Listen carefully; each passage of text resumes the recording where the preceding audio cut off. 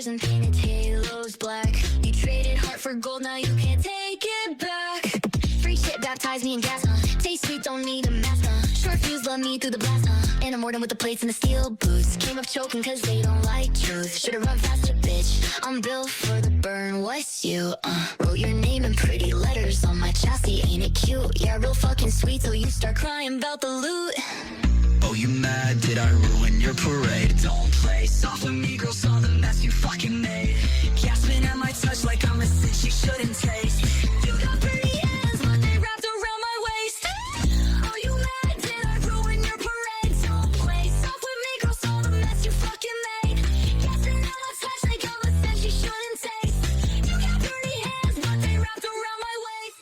Good morning, Helldivers. Today's intro was Baptize Me in Gas by Charlie Morgan. Despite the relatively low opinion that the Liberation Fleet has of something like, say, the sterilizer, I am extremely fond of gas as a stunning crowd control weapon.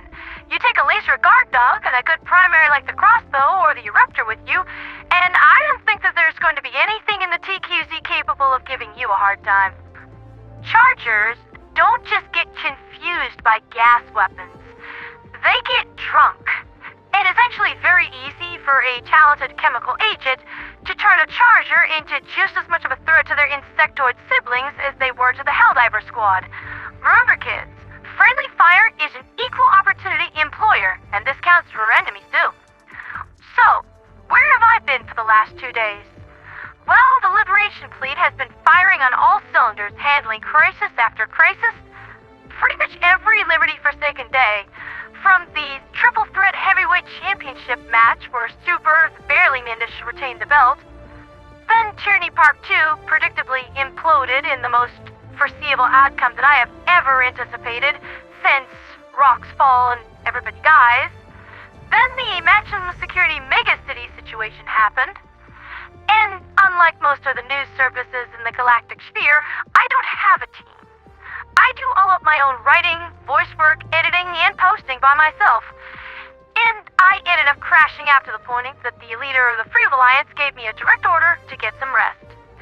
On one paw, no one can say that I'm not dedicated. On the other, I would probably work myself into a crater if left unsupervised.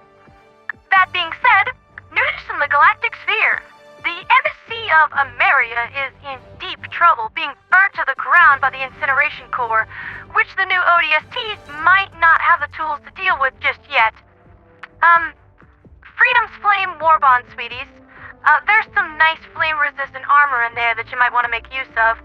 Makes robot Bernie Burns out there a lot easier to deal with. Despite exhausting the cybernetic manpower of the collective on a strategic major order level, it looks like the mainframe has one last win in him, intent on burning Emeria to the ground. The consequences from this are likely to be dire. High Command has ways of punishing the Liberation Fleet for failing to protect their precious social engineering projects, and they can be creative about implementing them. I do have to say, Xbox Divers, the fact that the very first thing that you did upon joining the Liberation Fleet is take a single look at the Illuminate and beat the ever-loving, undemocratic kerfluffity out of them is never going to cease to amuse me. You made a very good first impression. Meanwhile, over on the Buck front, the MSC of Fort Union is also under attack, but projections there are faring much better with a predicted victory in just a little over 30 hours. Last night, DG Liberty called out an attack on Sulfura while I was on sick leave. Thanks for that, Liberty. Good to know that you've got my back.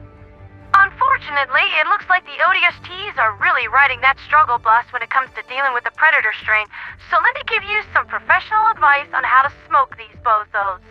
Believe it or not, the Liberator concussive. No, really, I am being completely serious right now, and I'm not trolling at all.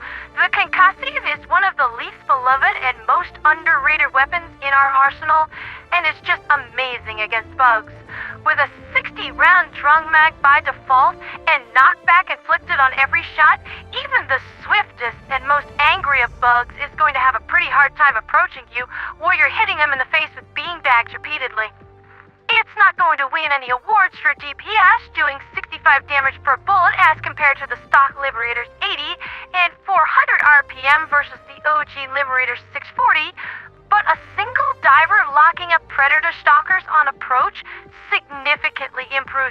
odds of success.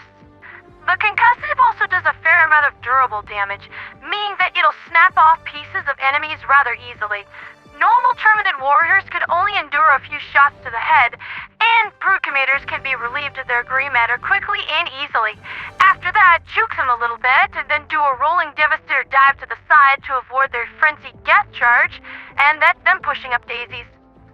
The Liberator Concussive is available on the first page of the Steeled Veterans War Bond for 20 medals. It is definitely worth your time.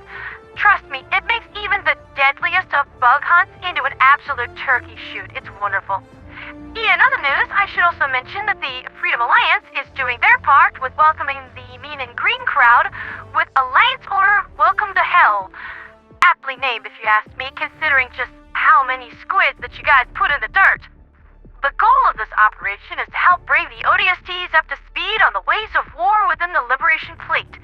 It's like that memo from High Command said, share your tools, stratagems, and support weapons, and let the newbies see what they like. If you're a veteran player, your assignment is just to complete missions on any front while aiding players under level 40. And if you're a new player, drop on in, the water's fine. You don't actually have to do anything extra. The Freedom Alliance has also set up a beginner's guide to the 3 enemy factions available on their Reddit page, that being r/low-sodium Helldivers, or their Discord page, discord.gg/lshd. That is discord.gg/lshd. Lima Sierra Hotel Delta. You veterans out there can also find a quartet of builds useful for aiding the rookies. The Hussar, the Zealot, the Paladin, and the Medic. Not to mention the Green Lake cocktail recipe from our own sustenance surgeon Oso of the 14th Ursine Corps. Warning, may lead to friendly confusion and tactical naps. Drink wisely, because real-life consequences cannot be patched.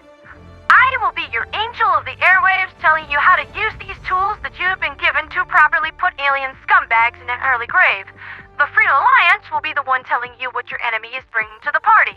Know your enemy and know yourself, and you need not fear the result of 100 battles. Yes, I have read The Art of War. Yeah, I've read books.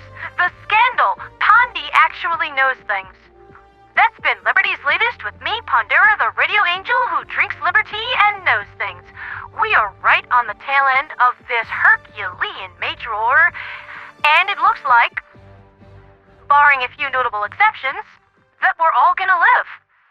For liberty, for freedom, for democracy, and for Super Earth.